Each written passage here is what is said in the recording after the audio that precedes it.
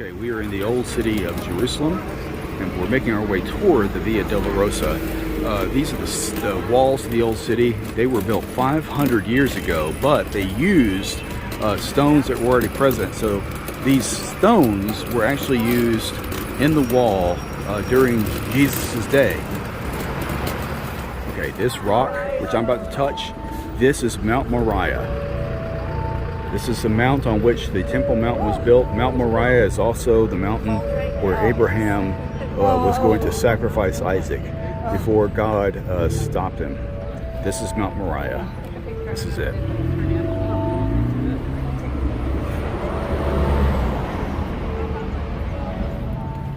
Okay, do you see those slits of the walls? Those are arrow slits.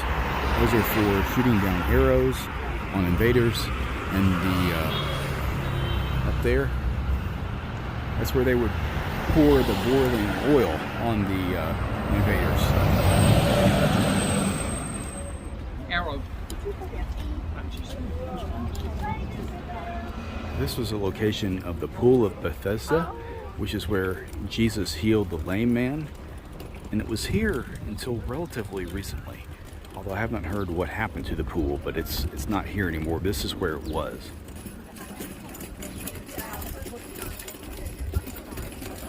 Here is walls that he used to expand the Temple Mount of Mount Moriah. So this was the original from Jesus' day. Also, you see these stones? Those are the stones from where the Romans tore down the original city and the original temple.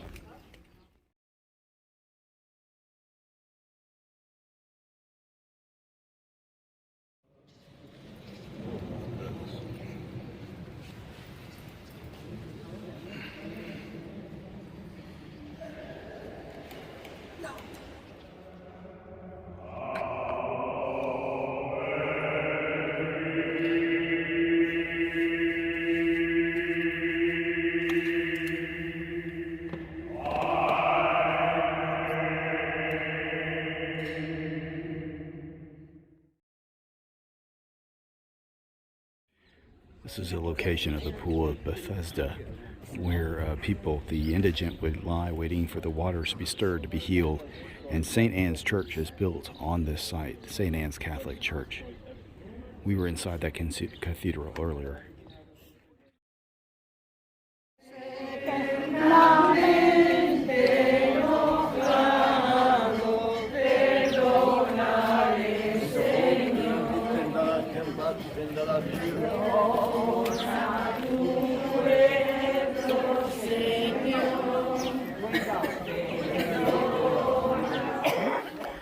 These next few images are from the Roman fortress in the Old City, the Antonia Fortress. It was built by Herod the Great in honor of his patron, Mark Antony. You may remember from a couple days ago, Herod was a supporter of Mark Antony until Mark Antony lost and was killed in the Roman Civil War. So this is the fortress where Jesus was tried by Pontius Pilate and where Jesus was taken by the Roman soldiers and beaten. Probably this was also the site where he was scourged. Well, you're going to see, one of the things you're going to see is a drawing of a game that the Roman soldiers would play with their prisoners, where it's like a board game. They would like throw a stone or something, and the block, the section it landed on that has like a graphic inside of it would tell them what torture, physical torture they would inflict upon their victim. And when the rock finally landed on the death area, the death stone, that would tell them that they would stop the game and take the prisoner to execution. This may have very well been a part of the game that the soldiers played with Jesus, where they put the crown of thorns on his head and beat him and mocked him. One of the things this reminds us of is we talk about Jesus' blood being shed on the cross. But really, Jesus shed his blood all throughout the Via Dolorosa, all throughout Jerusalem, including here at the Antonia Fortress.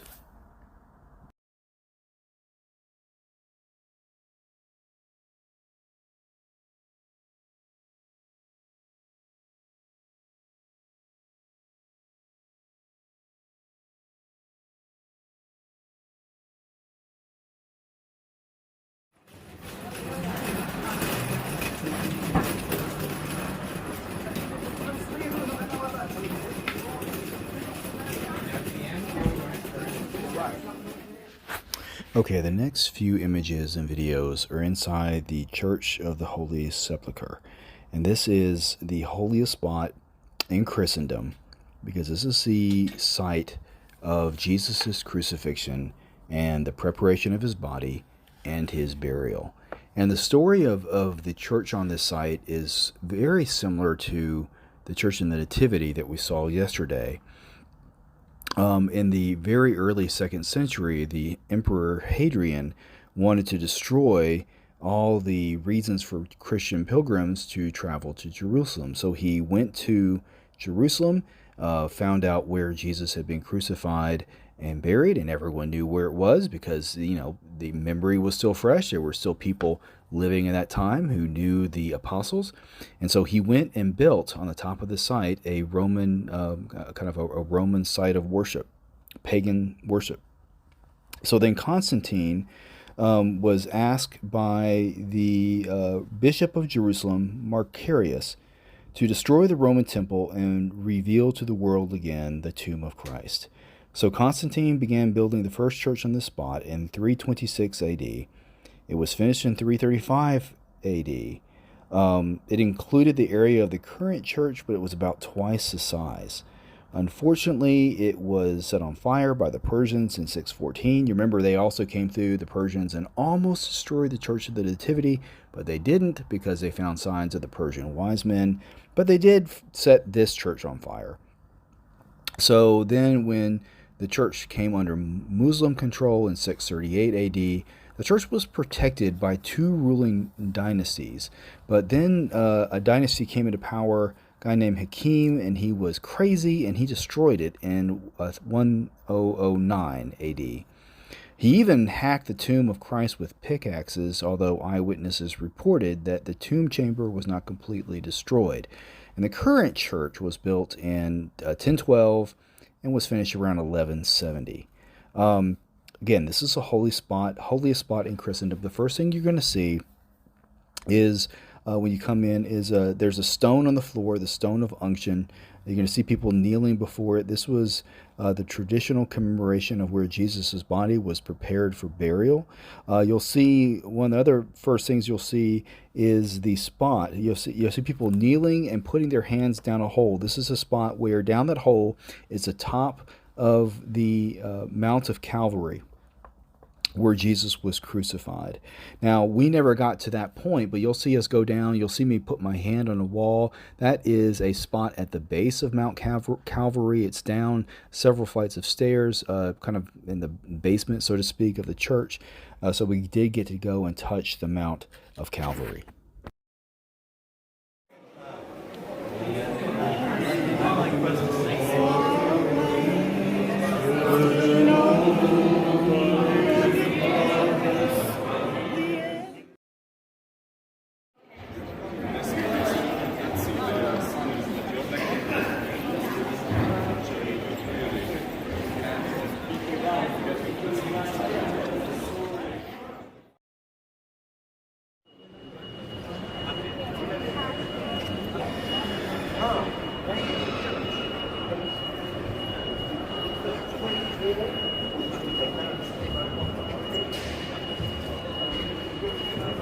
So, I can actually show you which the door is open.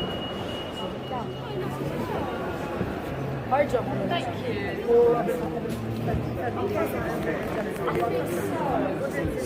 We're looking. They saw the stone that's supposed to isolate these rocks.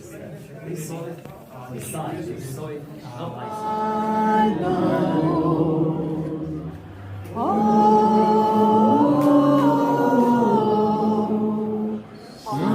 Sometimes he causes me to tremble, tremble, tremble. Were you there when they crucified my Lord? This was very important to say here.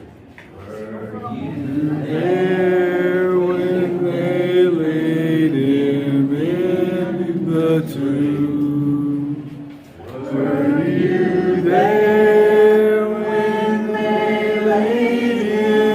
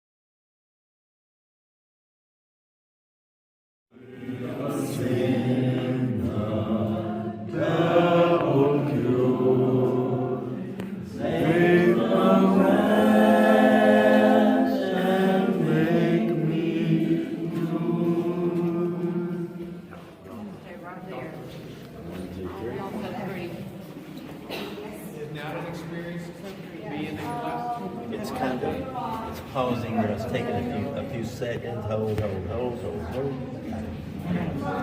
photo. Looks like when you see it.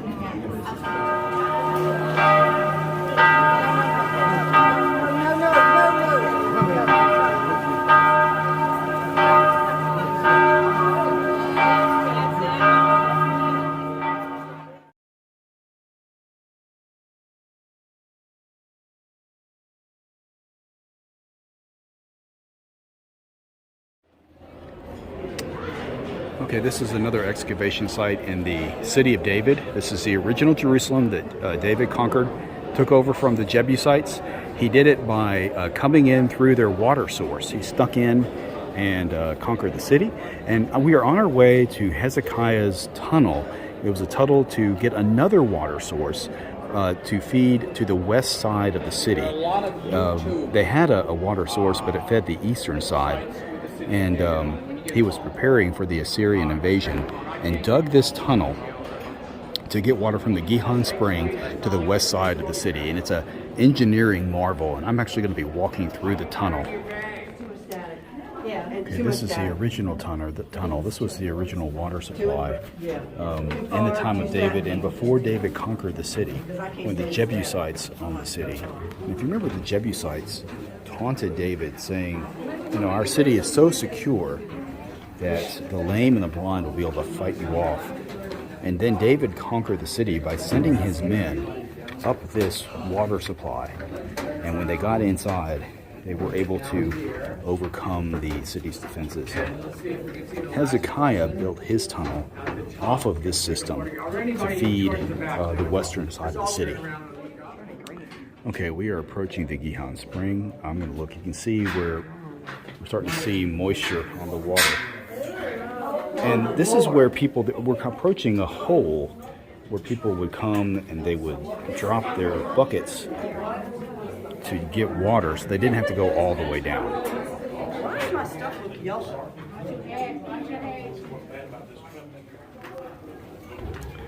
Okay, so here's the shaft where they would drop their buckets. It is a long way down. Yeah, 2 hands on your phone, absolutely. Here is the actual spring. You can see the bottom. Okay, this is the Gihon Spring right here, and I'm about to go in.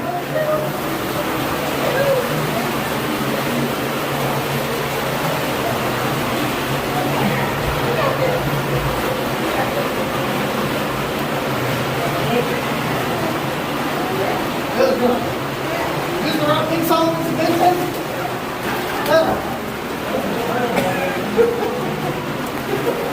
I'm sure they were ready for a man like this. I mean, just stay at this level, we're good. But like, I wish we used to finish the wall. I don't know how many inches look like all that. Sure. And this is the exit from Hezekiah's tunnel. You can see part of the springs out here.